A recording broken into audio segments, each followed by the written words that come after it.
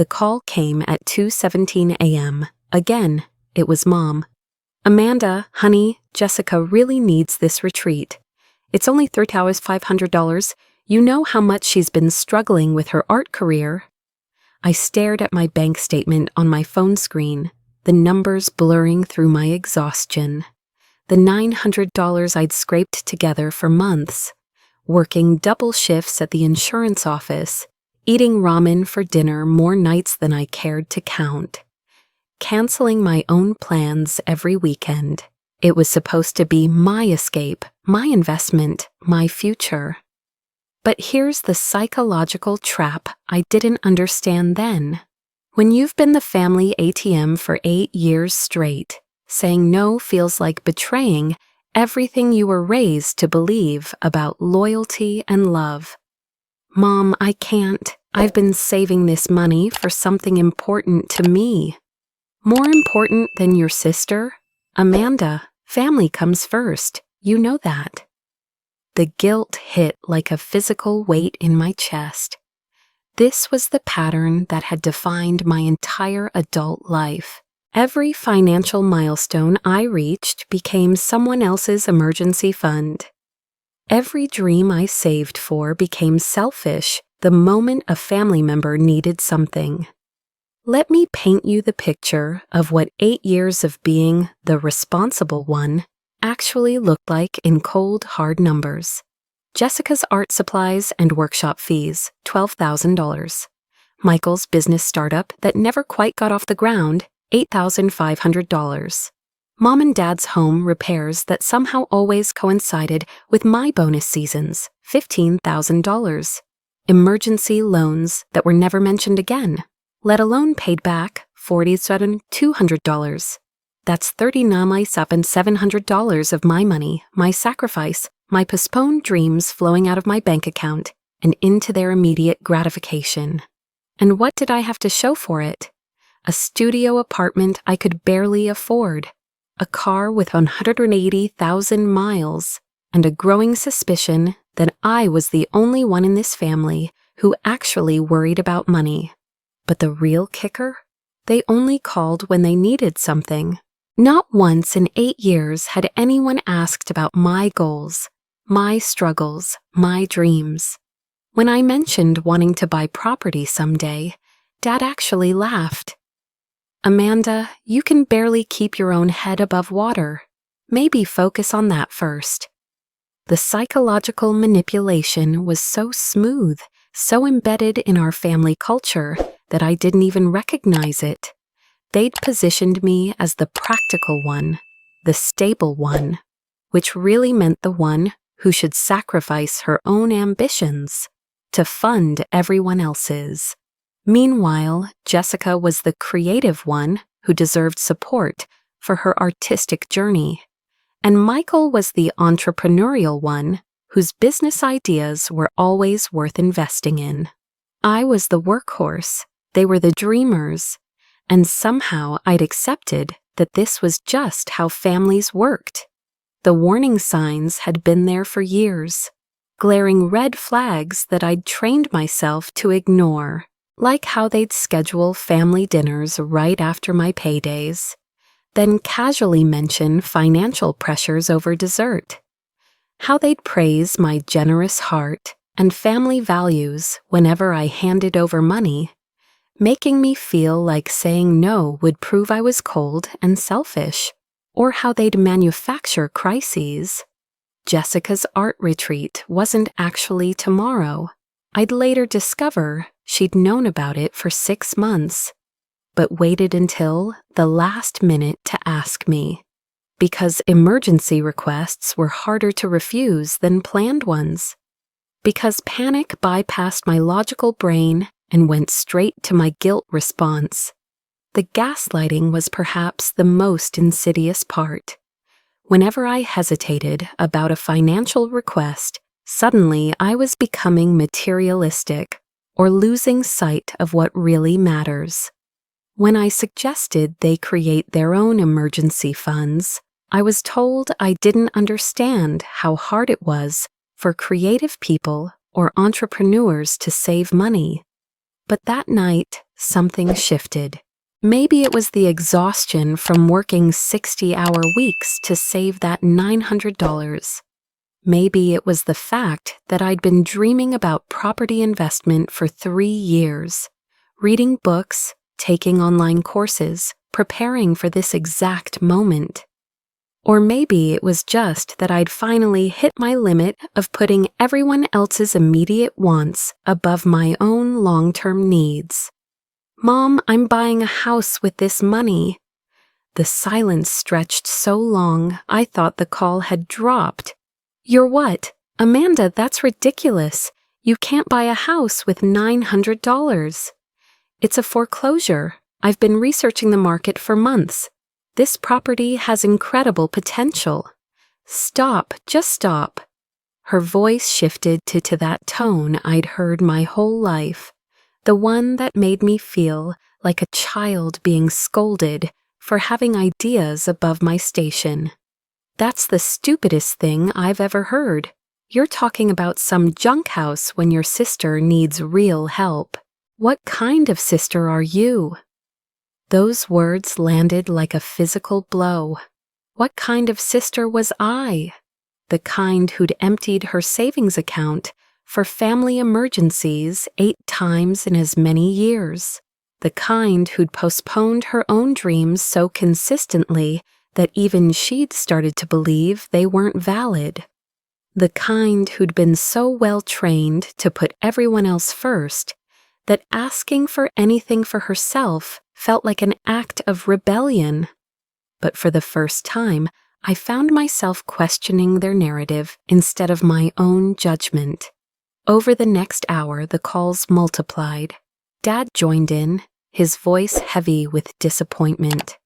"We raised you better than this, Amanda. Family takes care of family. You're becoming someone we don't recognize." Then came the group texts, a family chat that I suddenly realized had been created without me several times before. Screenshots started appearing in my individual messages from Jessica, Michael, even cousins I barely talked to, all expressing concern about my selfishness and my poor financial decision-making. The psychological warfare was swift and coordinated. Within 2 hours, I'd gone from an independent adult making a sound investment decision to a selfish family outcast who'd lost her moral compass.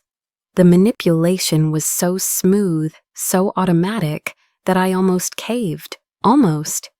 But then I looked at that property listing again. $900 for a house that needed work, but sat on valuable land in a neighborhood showing clear signs of revitalization.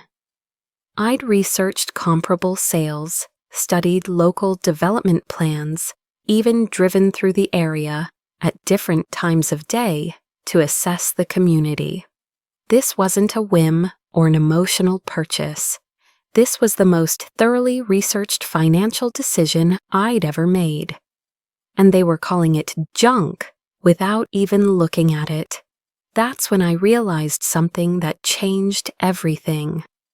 They weren't protecting me from a bad decision. They were protecting their access to my money.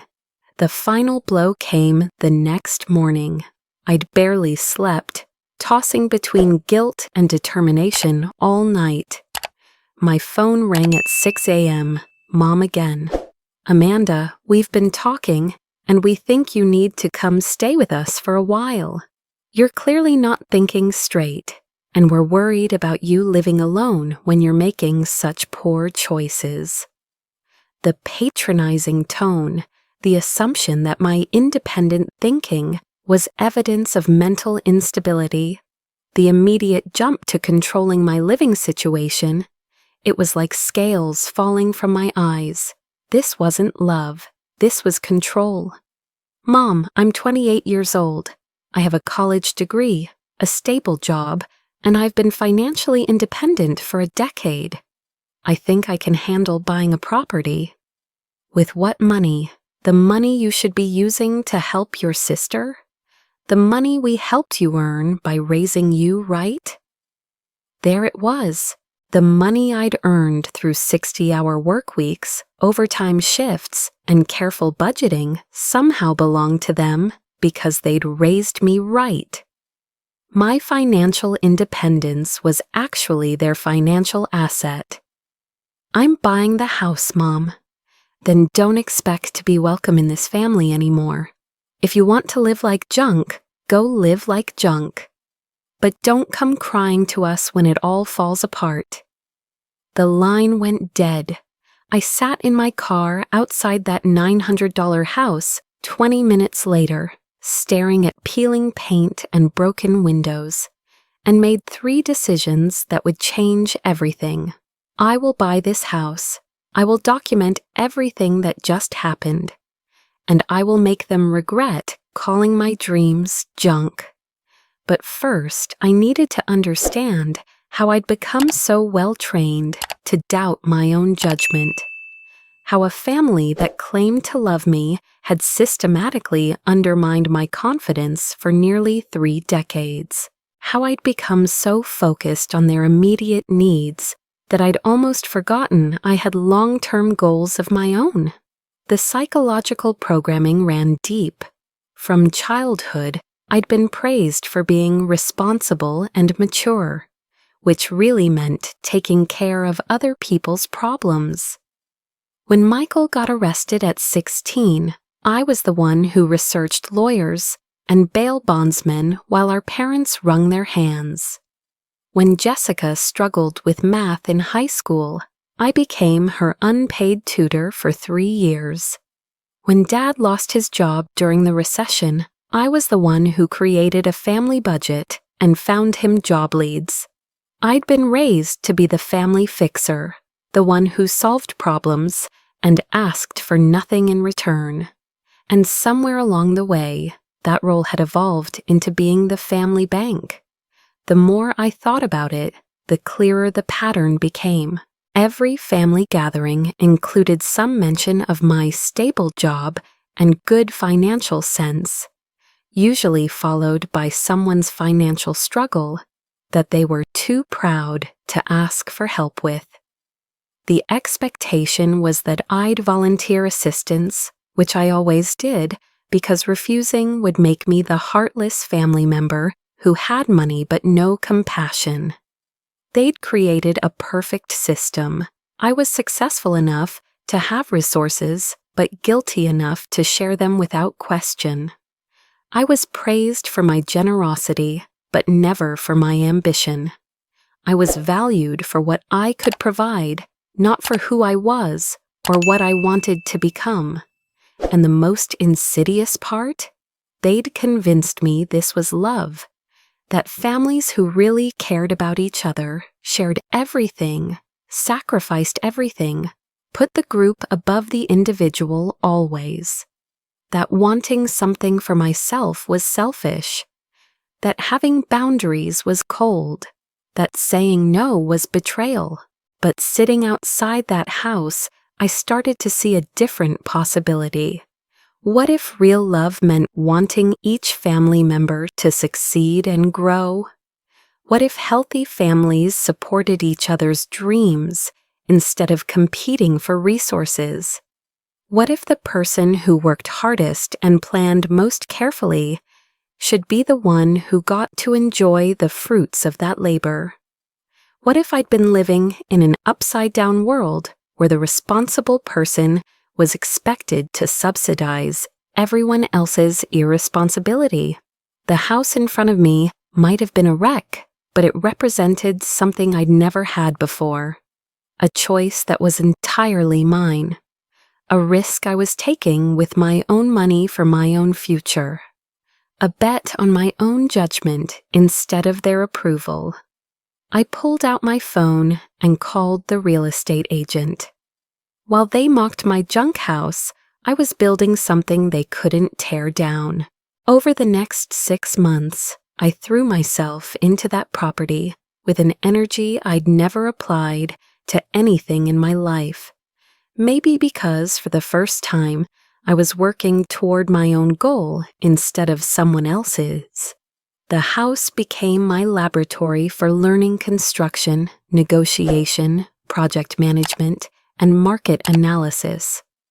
I spent evenings and weekends pulling up carpet, painting walls, researching contractors, and teaching myself basic electrical work. I discovered I had skills I'd never known about and enjoyed challenges I'd never faced. More importantly, I started documenting everything, every family interaction, every manipulation attempt, every guilt trip, every boundary violation. Not because I was planning some grand revenge, but because I needed to see the patterns clearly. I needed evidence that I wasn't imagining the dysfunction. Month 1 and 2 were foundation work, literally and figuratively, while I focused on essential repairs like electrical updates and plumbing fixes. I was also establishing new boundaries with my family. When Jessica called asking for money for another workshop, I said I'd need a written proposal and 48 hours to consider it. When Dad suggested I was going through a phase, I told him my financial decisions weren't open for family discussion anymore. The reactions were swift and predictable. Suddenly, I was distant and cold. I was letting success go to my head, even though the house was still a construction zone. I was abandoning family values for wanting to make decisions without a committee. But I was also learning something remarkable. Their disapproval didn't actually hurt as much as I'd expected. Years of trying to please people who were impossible to please had built up my tolerance for disappointment. And their criticism felt less devastating when I was busy creating something I was proud of. Month 3 and 4 brought structural improvements to both the house and my life. As I tackled walls, flooring, and basic renovation, I was also building a professional network that had nothing to do with my family. The contractor I hired was impressed with my project management skills. The real estate agent who'd sold me the house started sending me information about other investment opportunities. The neighbors began stopping by to chat about the neighborhood's revitalization. For the first time in my adult life, I was being valued for my competence rather than my compliance. People appreciated my work ethic and decision-making abilities. They saw potential in me that went beyond being a reliable source of emergency funds. Meanwhile, my family's pressure tactics escalated. I discovered they'd created a group chat called Amanda Intervention, where they discussed strategies for bringing me back to reality. They'd enlisted extended family members to call and express concern about my real estate obsession. They'd even contacted my boss to ask if I was acting strangely at work. The invasion of my professional life was the final straw. I scheduled a meeting with a lawyer to discuss harassment and boundary violations. I opened a separate bank account at a different institution. I changed my emergency contact information to remove family members. I was becoming someone new, someone who protected her own interests as fiercely as she'd once protected theirs. By months 5 and 6, the house was nearly finished, and so was my transformation. Paint, fixtures, and staging preparations coincided with confidence rebuilding and future planning that extended far beyond one property.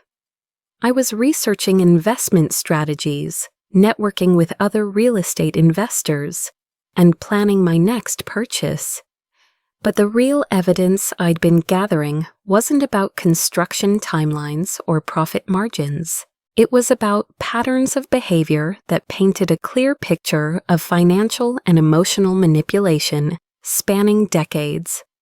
I had documentation of 156 text messages showing manipulation patterns, including phrases like family loyalty, selfish choices, and what would people think? I had 23 recorded phone calls where family members used guilt, fear, and obligation to pressure me into financial decisions. I had a spreadsheet tracking $39,700 in family loans over 8 years, with 0 repayment and 0 investment in my goals or dreams. Most damning of all, I had evidence of the group chats where they discussed my money as if it belonged to them, planned intervention strategies as if I were having a mental health crisis, and coordinated pressure campaigns as if my independence was a problem to be solved. The professional allies I'd built during the renovation process became witnesses to my competence and character. My contractor vouched for my project management skills. My real estate agent confirmed my market research abilities. My boss provided documentation that my work performance had actually improved during this period, contradicting my family's claims that I was becoming unstable. But perhaps the most important alliance came from an unexpected source. My Aunt Margaret, my mother's sister, who pulled me aside at a coffee shop and said words that changed everything. "Amanda, I need to tell you something. Your family has always talked about your money like it was theirs. Even when you were in college, working 2 jobs to pay tuition, they'd say things like, 'Amanda will help us when she graduates.' They've been planning to use your success for years." She told me about conversations I'd never heard, assumptions I'd never known existed, expectations that had been built around my earning potential before I'd even started my career. My family hadn't gradually become financially dependent on me. They'd been counting on my resources from the beginning. Armed with documentation, professional validation, and insider information, I prepared for what I knew was coming next. Because the house was almost ready to list, and when they saw what I'd built from their junk, everything was going to change. The listing went live on a Tuesday morning in May. Professional photos showcased the complete transformation. Refinished hardwood floors, updated kitchen, fresh paint throughout, and landscaping that highlighted the property's natural advantages. The asking price was $125,000. It sold in 6 hours. Final price, $127,000. The first call came 2 hours after the local real estate newsletter featured my success story. It was Jessica. "Amanda, I saw the news. I'm so proud of you. I always knew you were brilliant with investments." The revisionist history was breathtaking. This was the same sister who'd called my purchase stupid 6 months earlier. The same person who'd participated in group chats questioning my judgment and mental stability. The same family member who'd suggested I needed an intervention for making poor financial decisions. But now that those decisions had generated a $126,100 profit in 6 months, suddenly I was brilliant, and she'd always known I'd succeed. The calls continued throughout the day. Mom wanted to celebrate my success and discuss future opportunities. Dad thought we should sit down and talk about investment strategies. And maybe I could help the family build some wealth. Michael wondered if I had any tips for real estate investing and whether I'd consider partnering on a project. Extended family members who hadn't spoken to me in years suddenly wanted to reconnect and hear about my business venture. Cousins reached out to congratulate me and ask if I was looking for any investment partners. The transparent attempt to rebrand themselves from critics to supporters would have been laughable if it wasn't so perfectly predictable. These were the same people who'd spent 6 months telling me I was making a mistake, questioning my judgment, and excluding me from family gatherings because of my selfish choices. Now they wanted in on the profits, but I was ready for them. 6 months of documentation, professional development, and boundary setting had prepared me for exactly this moment. I had recorded evidence of every dismissive comment, every guilt trip, every attempt to undermine my confidence. I had a legal team familiar with my situation, a financial advisor helping me plan my next moves, and a support network that valued my success rather than exploiting it. Most importantly, I had something I'd never possessed before: complete clarity about who these people really were and what they actually wanted from me. When Mom called to suggest a family dinner to celebrate and plan, I was ready with my response.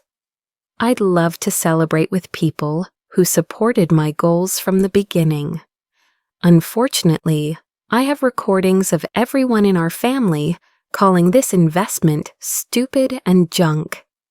I also have documentation of the group chat where you planned interventions to stop me from buying the house. So let's skip the celebration and talk about what you really want. The silence that followed told me everything I needed to know. They hadn't expected me to remember their opposition so clearly, document their manipulation so thoroughly, or develop enough backbone to call them out directly. But that $900 house had taught me more than construction and real estate investment. It had taught me the difference between people who support your growth and people who profit from your stagnation. It had shown me what I was capable of when I stopped asking for permission and started trusting my own judgment. And it had revealed that the real junk in my life wasn't a house that needed renovation. It was relationships that needed boundaries. The silence that followed my confrontation with Mom stretched for exactly 47 seconds. I know because I was recording the call, and I'd learned to count these pauses as moments of recalibration. The brief window when manipulators realize their usual tactics aren't working, and they need to try a different approach. Amanda, honey, I think you're misremembering things. We were just concerned about you taking such a big risk. Mom, I have the group chat screenshots, the one titled Amanda Intervention, where you, Dad, Jessica, and Michael discussed strategies to get me to see reason. Would you like me to read some of the highlights? Another pause, shorter this time. The sound of someone realizing that their victim had become a strategist. What they didn't know was that I'd spent 6 months not just renovating a house, but studying them, learning their patterns, documenting their methods, and preparing for exactly this moment when success would bring them crawling back. With revisionist history and open hands, the timing of my revelation couldn't have been more perfect. It was Mother's Day weekend, and the local real estate newsletter had featured my story as their cover article. Local woman turns $900 investment into $127,000 success. The timing wasn't accidental. I'd specifically chosen the spring selling season for maximum market impact, but the holiday timing was pure serendipity. Within hours of the article's publication, my phone had exploded with calls from family members I hadn't heard from since they'd written me off as selfish 6 months earlier.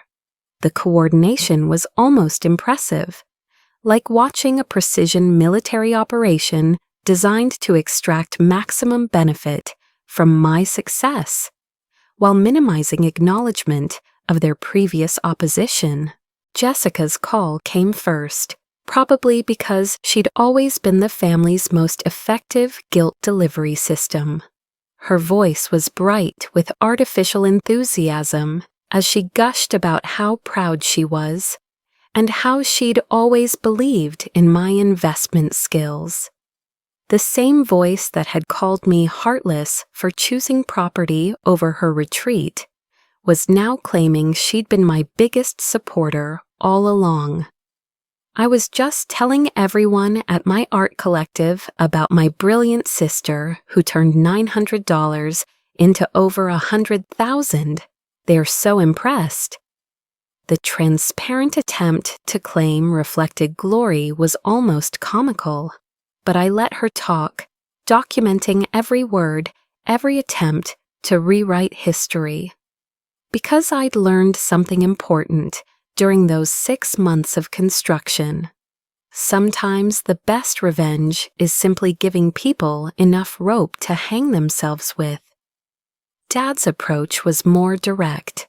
He called within the hour, his tone shifting between grudging admiration and immediate opportunism. "Well, I have to admit, you proved us wrong about that house. Maybe you could share some of that real estate wisdom with your old man? I've been thinking about investment properties myself." The audacity was breathtaking. This was the same man who'd told me I couldn't keep my own head above water when I'd mentioned wanting to buy property 3 years earlier. The same father who'd joined the group chat, questioning my judgment and mental stability. Now he wanted my wisdom, and probably my money, to fund his own real estate ventures. But Michael's call revealed the most about their true intentions. Unlike Jessica's emotional manipulation or Dad's awkward olive branch, Michael cut straight to the business proposition. "Amanda, I've got to hand it to you. That was a brilliant flip. Look, I know we had some disagreements about your approach, but family is family, right? I've got my eye on a duplex that could be an amazing investment opportunity. Maybe we could partner up, pool our resources, split the profits." There it was, the real agenda behind all the congratulations and reconciliation attempts. They didn't want to celebrate my success. They wanted to monetize it. They weren't proud of my achievement. They were calculating how to benefit from it. The predictability of their reactions was almost disappointing. 6 months of studying manipulation tactics had taught me to expect exactly this sequence: denial of previous opposition, claiming of shared credit, and immediate pivot to future extraction opportunities. But I was ready for all of it. During the house renovation, I developed what I privately called my documentation protocol. Every family interaction was recorded where legally possible, screenshotted when it happened via text, and logged in a detailed spreadsheet that tracked dates, participants, manipulation tactics used, and outcomes achieved. The data was staggering.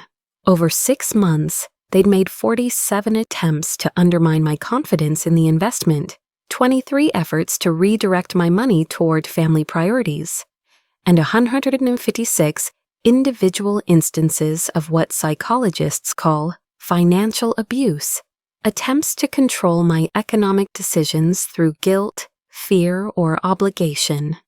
They'd also made 0 inquiries about my goals, 0 offers of practical support, and 0 acknowledgments that I might actually know what I was doing. But now that the house had sold for a $126,100 profit, suddenly I was the family financial genius they'd always believed in.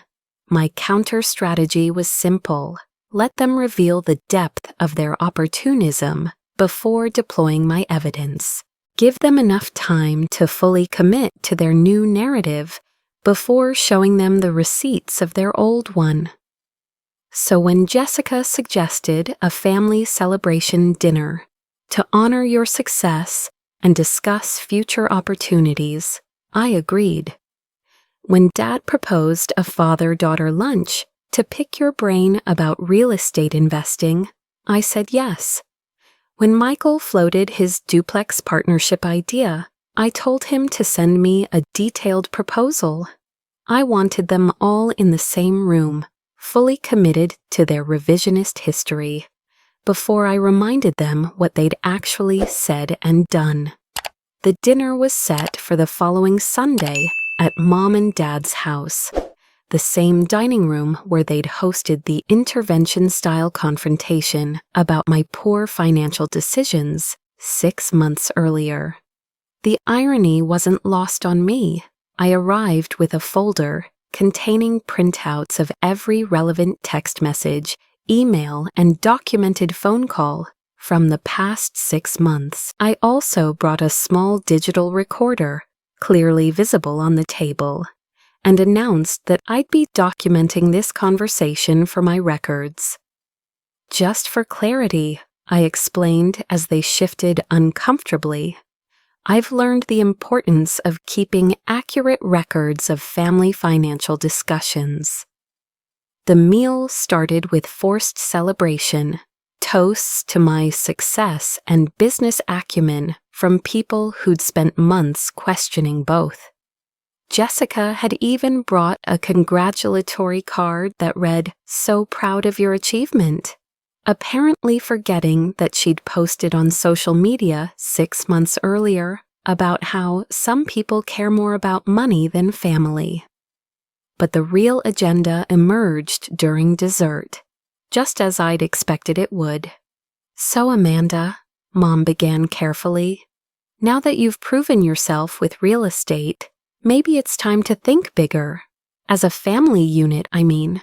Pool our resources, share our expertise, build something together." "What kind of resources are we pooling?" I asked innocently. "Well, you have the real estate knowledge now, and the capital from your sale. Jessica has her creative eye for staging and design.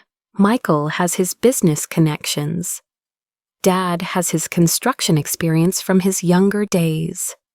I nodded thoughtfully, as if considering this generous offer to contribute my money and expertise while they contributed their opinions and ideas. And what would be my return on this family investment partnership? The question seemed to catch them off guard. They'd been so focused on accessing my resources that they hadn't prepared an actual business proposition. "Return?" Dad looked confused. "Amanda, this is family. We all benefit when we work together." "Right, so when you needed $15,000 for home repairs over the past few years, I benefited how exactly?" The room went quiet. This wasn't the grateful, compliant Amanda they'd been expecting. Or when Jessica needed $12,000 for art supplies and workshops, what was my return on that investment? Besides being called selfish when I hesitated about funding the retreat, I mean. Jessica's face flushed. "Amanda, that's different. That was family helping family." "Exactly. It was me helping family. When has family helped me?" I opened my folder and pulled out the first document, a spreadsheet tracking 8 years of financial help, flowing in one direction only. "This shows $39,700 in family assistance I've provided since graduating college. 0 repayment, 0 return, 0 reciprocal investment in my goals or dreams. But now that I've succeeded independently, suddenly everyone wants to be business partners." The silence was deafening, but I wasn't done. "Let me share some other interesting data I've collected." I pulled out the screenshots of the Amanda Intervention group chat and began reading selected messages aloud. From Jessica, dated November 15th. Maybe if Amanda's investment fails, she'll learn to listen to family advice again. From Michael, November 20th. Someone needs to talk sense into her before she wastes all her money.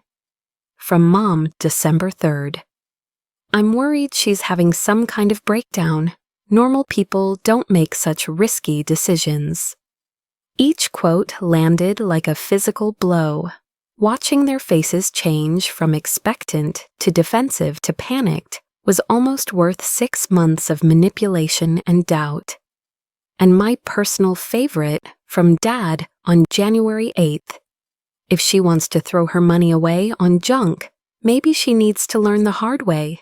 We should stop enabling her bad choices. Dad's face had gone completely pale. Amanda, those messages were taken out of context. We were just worried. Worried about what? That I might succeed without your permission? That I might prove I actually knew what I was doing? That I might stop being your personal ATM? The accusation hung in the air like smoke. For the first time in my adult life, I'd said the truth out loud. They weren't a loving family concerned about my welfare. They were a group of people who'd built their financial stability on my inability to say no. Michael tried to salvage the situation with aggression, his usual tactic when manipulation failed. This is ridiculous, Amanda. You're holding grudges over private conversations. Family members are allowed to have concerns.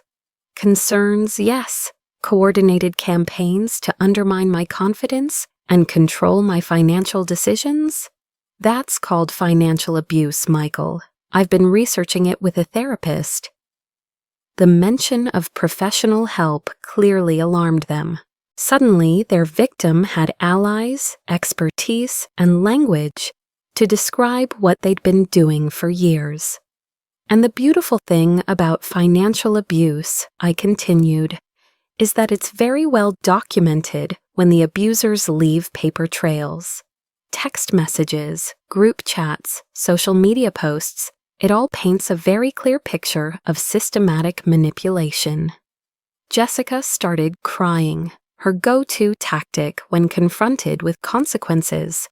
Amanda, you're making us sound like monsters. We love you. We've always loved you. Then show me the evidence of that love. Show me one time in 8 years when you supported my goals without asking for something in return. Show me one family gathering where my success was celebrated instead of exploited. Show me one conversation where you treated my financial judgment with respect instead of condescension. The challenge was met with silence because we all knew there was no evidence to show. Here's what's going to happen, I announced, closing my folder with finality. I'm done being the family bank. I'm done funding other people's dreams while mine get called selfish. I'm done with emergency requests that are never emergencies and loans that are never repaid. I stood up, gathering my documents. If you want a relationship with me going forward, it will be based on mutual respect and clear boundaries.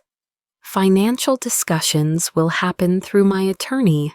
Investment opportunities will be evaluated like any other business proposition with market rate returns and legal documentation. Amanda, wait! Mom reached out desperately.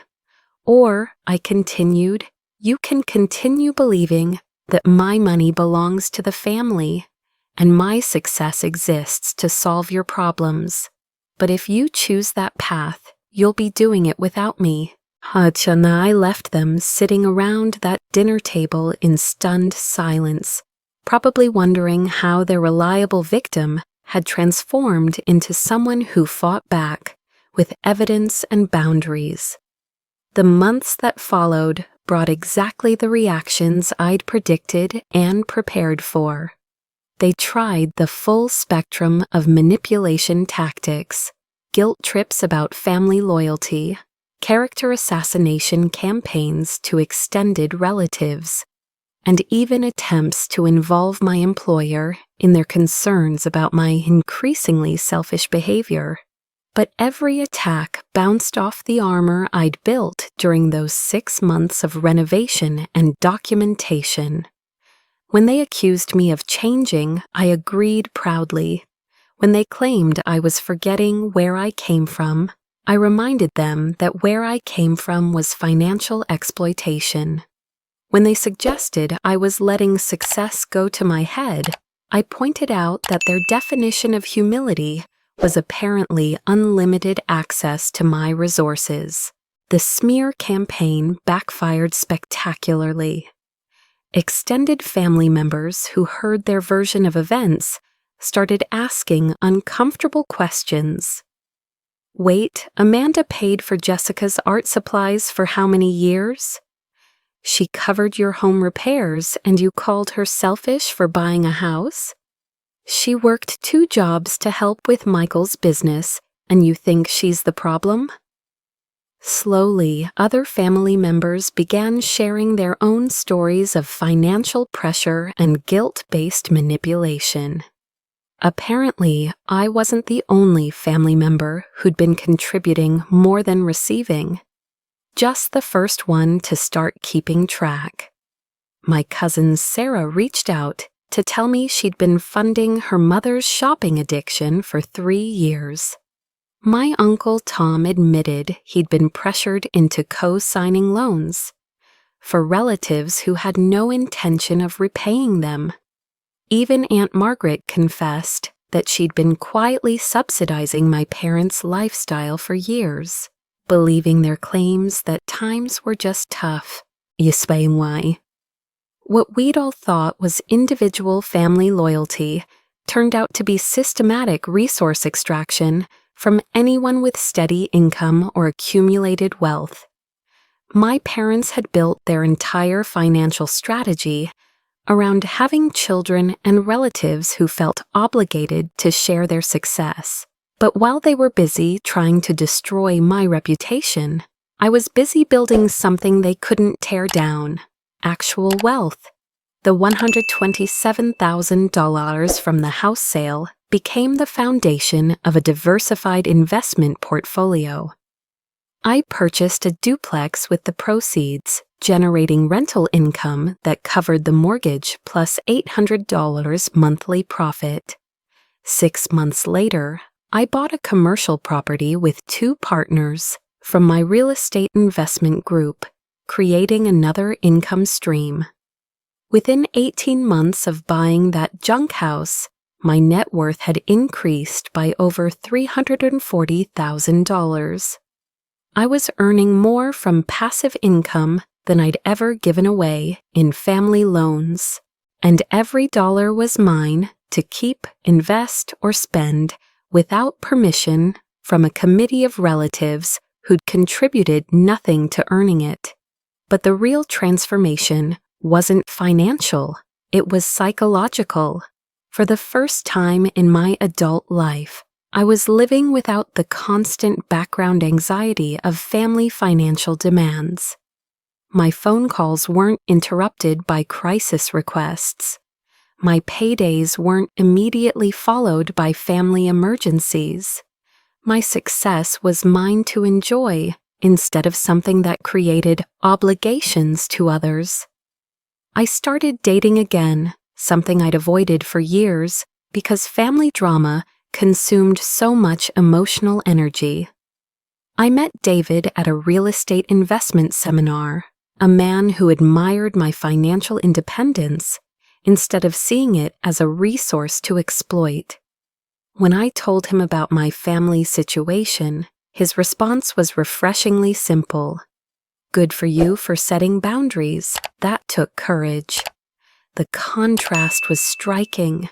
Here was someone who saw my success as attractive rather than obligating, who respected my decisions instead of questioning them, who wanted to build something together rather than extract from what I'd already built. I also started speaking publicly about family financial abuse, sharing my story at workshops and support groups. The response was overwhelming.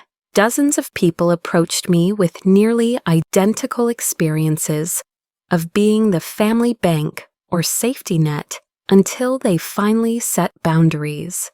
I began offering financial coaching specifically for people recovering from family economic manipulation, teaching them the documentation methods and boundary-setting strategies that had saved me. The business grew organically through referrals, creating yet another income stream that aligned with my values. My days became filled with activities that energized rather than drained me. Property management, investment research, client coaching, relationship building with David, travel to investment conferences, and creative projects I'd never had time for when family crisis management consumed my schedule. The contrast with my family's trajectory was stark. Without access to my financial support, their carefully constructed lifestyle began to unravel. Jessica's art career stalled without funding for supplies and workshops. Michael's business ideas failed without capital injection from his practical sister. My parents had to refinance their home and take on debt they'd avoided for years by relying on my contributions. But instead of learning to create their own financial stability, they doubled down on trying to restore access to mine. The attempts became increasingly desperate and transparent. Sudden medical emergencies that required immediate financial assistance, family reunions designed to apply group pressure, even approaching David to ask if he could talk sense into me about family obligations. Each manipulation attempt only strengthened my resolve and provided more evidence for my growing collection of documentation about financial abuse patterns. I'd gone from victim to case study, from enabler to educator, from family ATM to family expert on what healthy financial relationships actually looked like. The final vindication came exactly 2 years after buying the house, when I received a formal apology letter from Aunt Margaret. She'd been attending financial counseling sessions I'd recommended and had started setting her own boundaries with family members who'd been exploiting her generosity for decades. "Amanda," she wrote, "I owe you an apology and a thank you. Your courage to say no taught me that it was possible to love family without funding their irresponsibility. I've saved more money in the past year than in the previous 5 years combined, and my relationship with my children has actually improved now that financial pressure isn't part of every conversation." That letter represented everything I'd hoped for when I first drew boundaries around that $900 investment. The possibility that standing up to exploitation might help others find their own strength to do the same. Today, 3 years after buying that junk house, my real estate portfolio is worth over $800,000. I own 4 rental properties, partner in 2 commercial investments, and run a successful coaching business, helping others escape family financial abuse.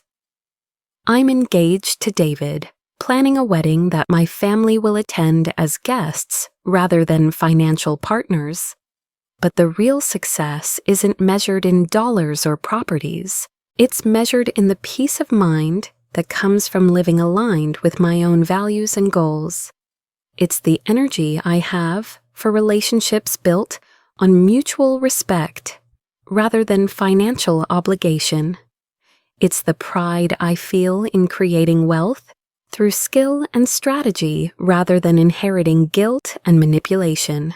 That $900 house wasn't junk. It was the foundation of everything I was meant to become.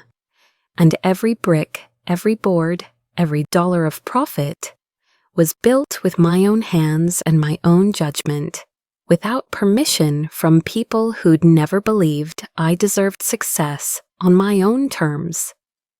The woman who once asked her family's permission to spend her own money had become someone who created financial independence, not just for herself, but as a model for others trapped in similar cycles of exploitation disguised as love.